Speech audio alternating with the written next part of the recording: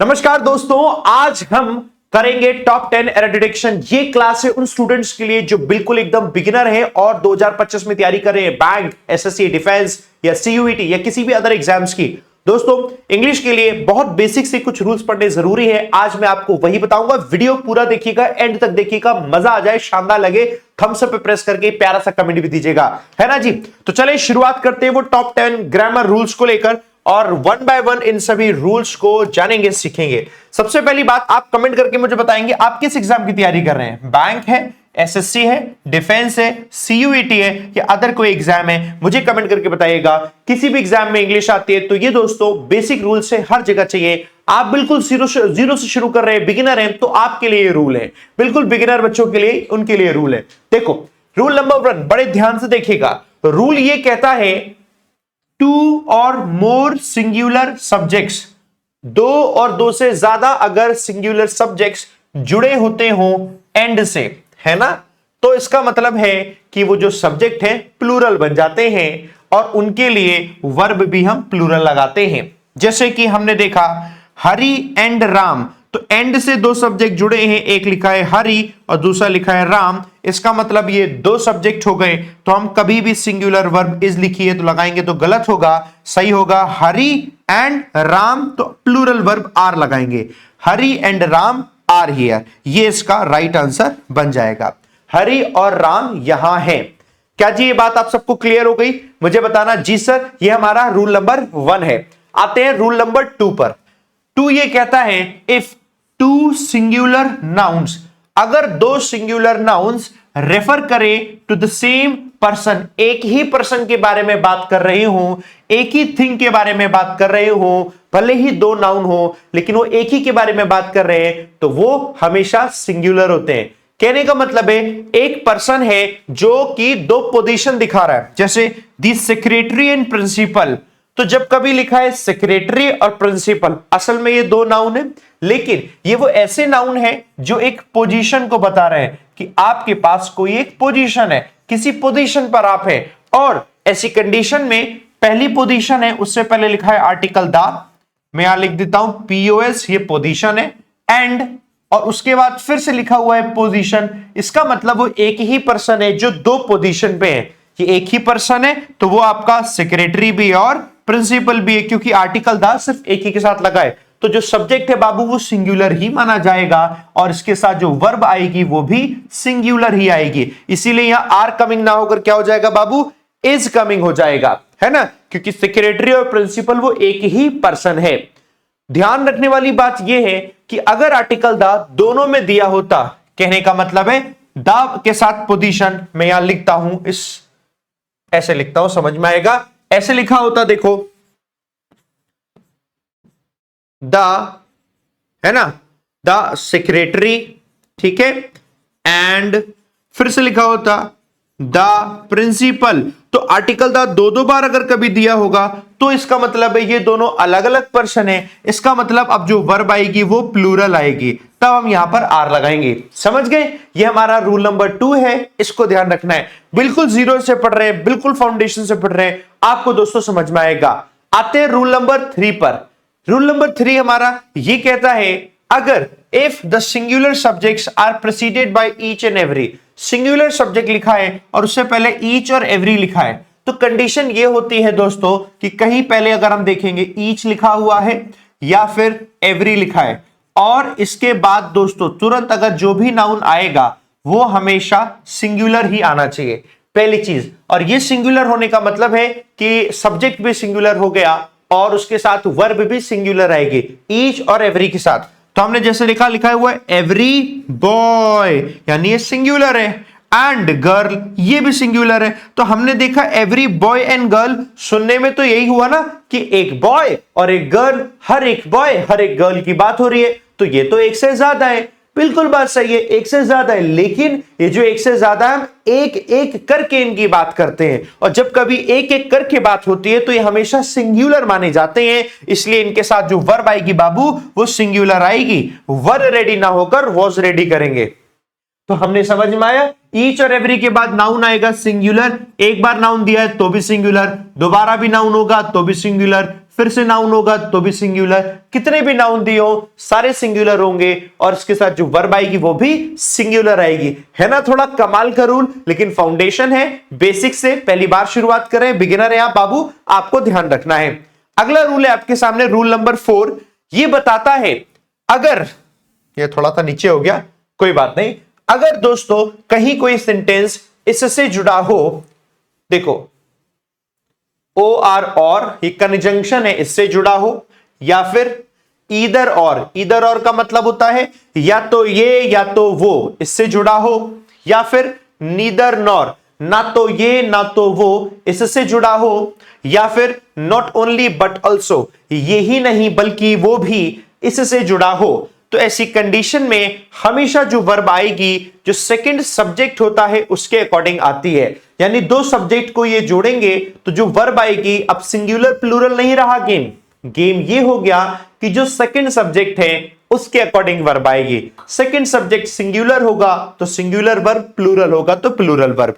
जैसे neither he nor I were there, ना तो ही और ना ही मैं वहां था, तो पहला सब्जेक्ट ही, दूसरा सब्जेक्ट आई, तो नीदर नॉर में सेकंड सब्जेक्ट आई है, आई के अकॉर्डिंग क्या हम वर लगाते हैं? नहीं लगाते। क्या लगाते हैं बाबू? यहां पर हम वॉज लगाते हैं, और इसी वजह से यहां वर हटाकर वॉज लगाना पड़ेगा।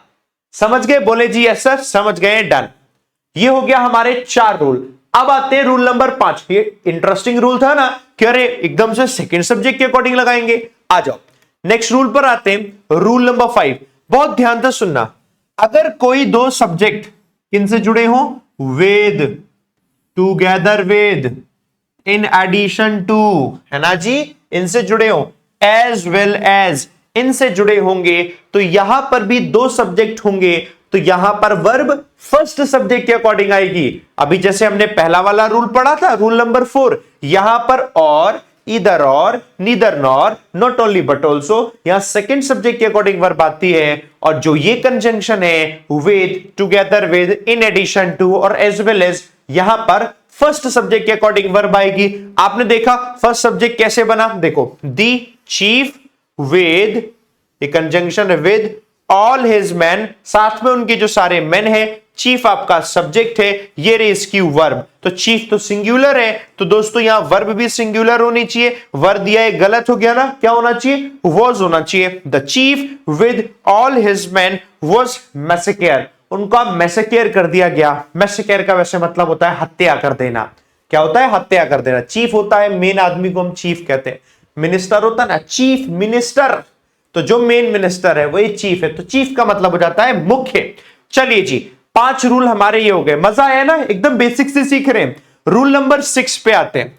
अगर कहीं पर ये लिखा है KNOW, नो, नो का मतलब जानना, डू यू नो, हा हा, नो नो, वही नो, नो का मतलब जानना, नो कहीं लिखा है तो आगे आने वाला सेंटेंस इनसे जुड़ेगा क्वेश्चन पूछने में। हाउ, वेयर, व्हेन, व्हाई, ये नहीं होगा तो वर्ब होती है इंफिनिटिव, है ना, जहां लगाते हैं टू के साथ वर्ब की फर्स्ट फॉर्म। मैं बताता हूं क्या कहना चाह रहा हूं।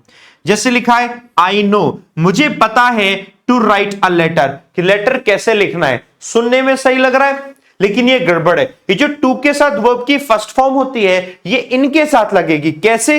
आई नो टू राइट ना लिखकर I know how to write, how लग जाएगा। आई नो, मुझे पता है, how to write a letter. I know to go there, गलत है। I know how to go there. I know where to go, मुझे पता है कहां जाना है।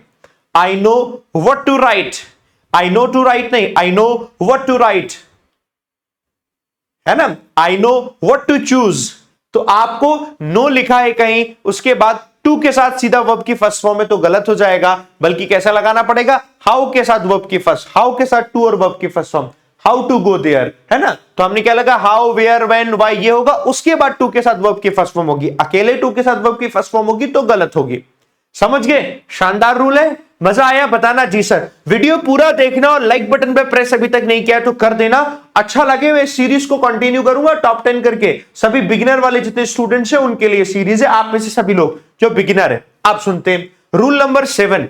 अगर कहीं ये दिया है, ये वर्ब है, लेट मतलब अलाउ करना, बिड बोली लगाना, बी होल्ड किसी को पकड़ के रखना पीछे, वॉच, सी, फील, मेक, इन वर्ब के बाद अगर कोई दूसरी वर्ब आती है तो वो हमेशा सिर्फ और सिर्फ वर्ब की फर्स्ट फॉर्म होती है। इसी को हम बेयर इंफिनिटिव कहते हैं। जैसे मैंने लिखा है not to plus infinitive, to के साथ वर्ब की फर्स्ट फॉर्म नहीं लगाते हैं, बल्कि बेयर इंफिनिटिव सिर्फ वर्ब की फर्स्ट फॉर्म लगाते हैं। जैसे कि आई हर्ड हिम, मैंने सुना हिम को बोलते हुए। So I heard him to speak, गलत है, टू हट जाएगा, क्या होगा आई हर्ड हिम स्पीक। देखो वर्ब की फर्स्ट फॉर्म, ये रूल होता है, ये ग्रामर का रूल है। आई हर्ड हिम मैंने सुना, क्या उसको बोलते हुए सुना। आई heard him speak on several subjects. सारे रूल वो शानदार रूल है जिसमें आपको कंफ्यूजन और डाउट हो सकता है, क्लैरिटी के साथ अब आप सीख गए, समझ गए। रूल नंबर 7 क्या कह रहा है, इन वर्ब के बाद अगर कोई दूसरी वर्ब आती है तो वो हमेशा वर्ब की फर्स्ट फॉर्म होती है ना। सीख गए, आगे बढ़ते हैं दोस्तों, रूल नंबर 8 पर आते हैं। अब हमारे सामने जैसे वो वर्ब थी ऐसे ये वर्ब भी याद रखनी है।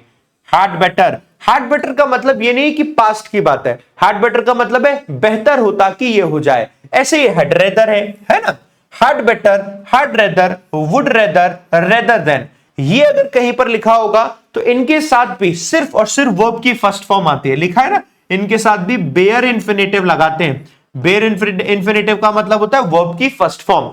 तो जैसे हमने लिखा he had better to go now, बेहतर होगा कि वो चला जाए। So he had better to go गड़बड़ है, he had better go now, ये टू लिखा ये दोस्तों नहीं आएगा।